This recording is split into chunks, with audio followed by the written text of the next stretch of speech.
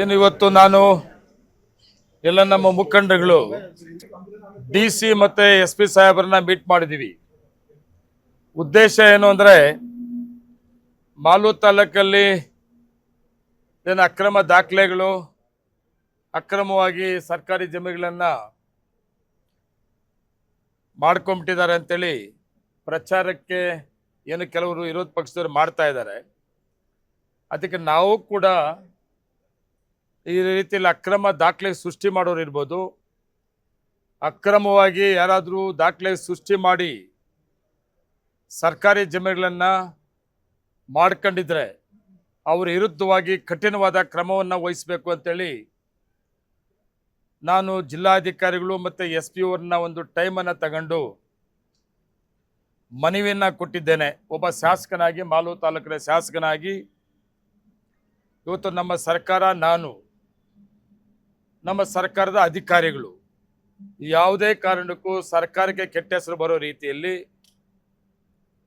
ನಾನು ಕೂಡ ಶಾಸಕ ಸ್ಥಳೀಕ ನನಗೂ ಕೆಟ್ಟ ಹೆಸರು ಬರೆದಿರೋ ರೀತಿಯಲ್ಲಿ ಯಾರೇ ಆಗಿರ್ಬೋದು ಈ ದಂಧೆಯಲ್ಲಿದ್ದರೆ ನನ್ನ ಕಡೆಯವರಾಗಲಿ ಬೇರೆಯವ್ರ ಕಡೆಯವರಾಗಲಿ ಯಾರೇ ಆಗಲಿ ಮುಲಾಜಿಲ್ಲದೆ ಒಂದು ತನಿಖೆಯನ್ನು ಮಾಡಿ ಮಾಲೂರು ತಾಲೂಕಲ್ಲಿ ಅಕ್ರಮ ದಾಖಲೆ ಸೃಷ್ಟಿ ಮಾಡೋ ತಂಡ ಏನಿದೆ, ಅಕ್ರಮ ಯಾರು ಮಾಡ್ಕೊಂಡಿದ್ದಾರೆ ಅವ್ರ ಮೇಲೆ ಕಾನೂನು ರೀತಿ ಕ್ರಮವನ್ನು ವಹಿಸಬೇಕು ಅಂತೇಳಿ ನಾನು ಲೆಟ್ರ್ ಕೂಡ ಕೊಟ್ಟಿದ್ದೀನಿ. ಜಿಲ್ಲಾಧಿಕಾರಿಗೆ ಒಂದು ಲೆಟ್ರ್ ಕೊಟ್ಟಿದ್ದೀನಿ.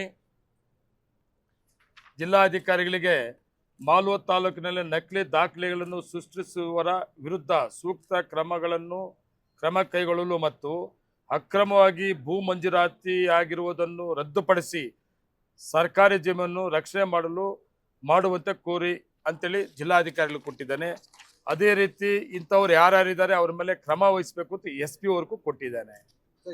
ಕೋಲಾರದಲ್ಲಿ ನೂತನವಾಗಿ ಆದಿತ್ಯ ಬಿರ್ಲಾ ಫ್ಯಾಷನ್ ಅವರ ಬ್ರಾಂಡೆಡ್ ಲಿನೆನ್ ಕ್ಲಬ್ ಮಳಿಗೆ ಪ್ರಾರಂಭವಾಗಿದ್ದು, ಉತ್ತಮ ಗುಣಮಟ್ಟದ ಬಟ್ಟೆಗಳ ಜೊತೆಗೆ ಫ್ಯಾಷನ್ ಡಿಸೈನರ್ ಹಾಗೂ ಟೈಲರ್ಗಳು ಸ್ಥಳದಲ್ಲೇ ಬಟ್ಟೆಯನ್ನ ಸ್ಟಿಚ್ ಮಾಡಿಕೊಡುತ್ತಾರೆ. ಹಾಗಿದ್ರೆ ಹಿಂದೆ ಭೇಟಿ ಕೊಡಿ. ವಿಳಾಸ ಭೈರೇಗೌಡ ನಗರ, ಬೆಮಲ್ ಲೇಔಟ್, ಕೋಲಾರ ಬಂಗಾರಪೇಟೆ ಮುಖ್ಯ ರಸ್ತೆ, ಕೋಲಾರ ಟೌನ್. ನಾನು ಇಂಥವ್ದಂತ ಕೊಟ್ಟಿಲ್ಲ, ಯಾರೇ ಆಗಿರ್ಬೋದು. ನಾನು ಇಂಥವ್ದು ಅಂತ ಕೊಟ್ಟಿಲ್ಲ. ನಾನೇನು ಜಡ್ಜ್ ಅಲ್ಲ, ನಾನು ಮಾತಾಡ್ತೀನಿ.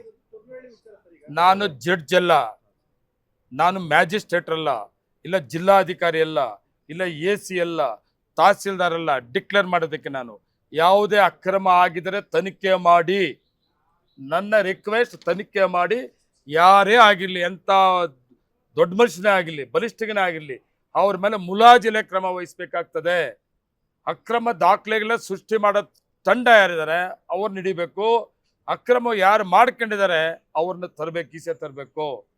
ನೋಡೋಣ ನನ್ನ ಕಡೆಯವರು ಇದ್ದಾರಾ, ಇಲ್ಲ ಬೇರೆಯವ್ರ ಕಡೆ ಇದ್ದಾರಾ, ಈ ಥರ ಆಗಿದೆಯಾ ಆಗಿಲ್ವಾ ಅನ್ನೋದನ್ನ ತನಿಖೆ ಮುಖಾಂತರ ತಿಳ್ಕೊಬೇಕಾಗ್ತದೆ. ವಿನ ನಾನು ಅಕ್ರಮ ಆಗಿದೆ ಅಂತ ಡಿಕ್ಲೇರ್ ಮಾಡೋಕ್ಕೆ ನಾನು ಮ್ಯಾಜಿಸ್ಟ್ರೇಟರ್ ಅಲ್ಲ. ನನಗೆ ಬಂದಿರೋದು ಅಕ್ರಮ ದಾಖಲೆಗಳ ಸೃಷ್ಟಿ ಮಾಡೋಂಥವ್ರಿದ್ದಾರೆ ಅಂತೆ. ಮತ್ತೆ ಅಕ್ರಮ ದಾಖಲೆ ಸೃಷ್ಟಿ ಮಾಡಿಕೊಂಡು ಸರ್ಕಾರಿ ಜಮೀನುಗಳನ್ನ ಲಪ್ಟಾಯಿಸಿದ್ದಾರೆ, ಮಾಡ್ಕೊಂಡಿದ್ದಾರೆ ಅಂತೆ.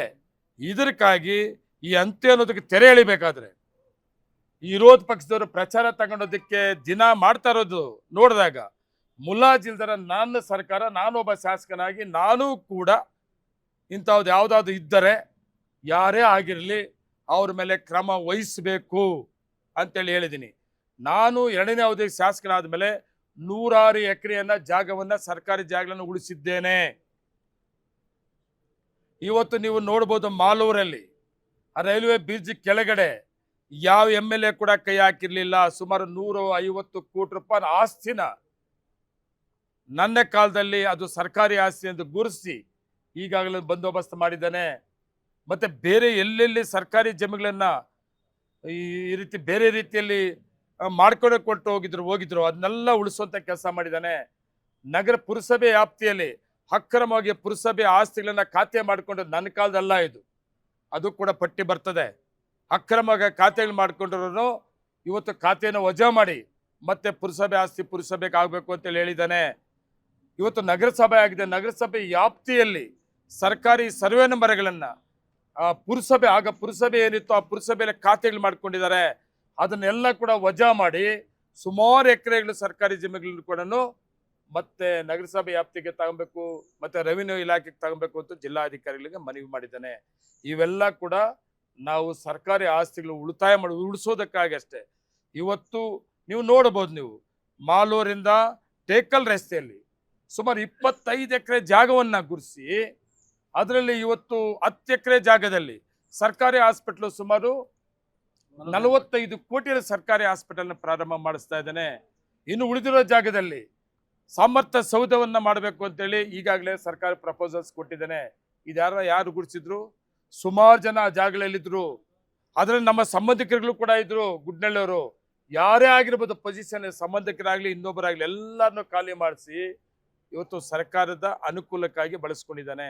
ನಾನು ಇಂಥವ್ರಿಗೆ ಯಾರಿಗೂ ಕೂಡ ಸಪೋರ್ಟ್ ಮಾಡೋದಿಲ್ಲ. ಅವರು ಪರ್ಟಿಕ್ಯುಲರ್ ಆಗಿ ಮಂಜುನಾಥ್ ಗೌಡ ಹೇಳ್ತಿರೋದು ತೋರ್ನಹಳ್ಳಿಯಲ್ಲಿ 16 ಎಕರೆ ಇದು ಅಕ್ರಮವಾಗಿ ಮಾರಾಟ ಮಾಡಲಾಗಿದೆ. ಅದನ್ನು ತನಿಖೆ ಮಾಡಿಸಕ್ಕೆ ಹೇಳಿದೆ. ಇವತ್ತು ಜಿಲ್ಲಾಧಿಕಾರಿಗಳಿಗೆ ಇವತ್ತು ಮಾಜಿ ಶಾಸಕರು ಏನನ್ನು ಮಾಡಿದ್ದಾರೆ, ಆರೋಪಗಳು ಮಾಡಿದ್ದಾರೆ. ಕೆಲವು RTI ಕಾರ್ಯಕರ್ತರು ಅಂತೇಳಿ ಮಾಡಿದ್ದಾರೆ, ಕೆಲವು ಸಂಘ ಸಂಸ್ಥೆಗಳೇ ಮಾಡಿದ್ದಾರೆ. ನಾನು ಕೂಡ ಮಾಡಿದ್ದೇನೆ. ನಾನು ಕೂಡ ಇವತ್ತು ನಾನು ಅವಾಗಲೇ ಹೇಳ್ದಂಗೆ ರೈಲ್ವೆ ಬ್ರಿಡ್ಜ್ ಕೆಳಗಡೆ ನಗರಸಭೆ ವ್ಯಾಪ್ತಿಯಲ್ಲಿ ಸುಮಾರು ಎಕರೆ ಜಮೀನುಗಳಲ್ಲಿ ಅದು ಖಾಲಿ ಮಾಡಿಸಿದ್ದು ನಾನು. ಇಂಥವು ಇನ್ನೂ ಏನಿದೆ ಇದೆ ನಾನು ಅವಾಗಲೇ ಹೇಳ್ದಂಗೆ. ಇವಾಗ ಟೇಕಲ್ ರಸ್ತೆಯಲ್ಲಿ ಈ ರೀತಿ ನಾನು ಕೂಡ ಹೇಳಿದ್ದೇನೆ. ನಾನು ಹೇಳಿದ್ದಿರ್ಬೋದು, ಯಾರೇ ಹೇಳಿದ್ದಿರ್ಬೋದು, ತನಿಖೆ ಮಾಡಬೇಕು. ಇಂಥದ್ದು ಯಾವುದಾದ್ರು ಸರ್ಕಾರಕ್ಕೆ ಉಳಿಸ್ಕೊಬೇಕು. ಇಂಥವ್ರು ಯಾರು ಭಾಗಿಯಾಗಿದ್ದಾರೋ ಅವ್ರ ಮೇಲೆ ಕಾನೂನು ರೀತಿ ಕ್ರಮ ತಗೋಬೇಕು ಅಂತೇಳಿ ಜಿಲ್ಲಾಧಿಕಾರಿ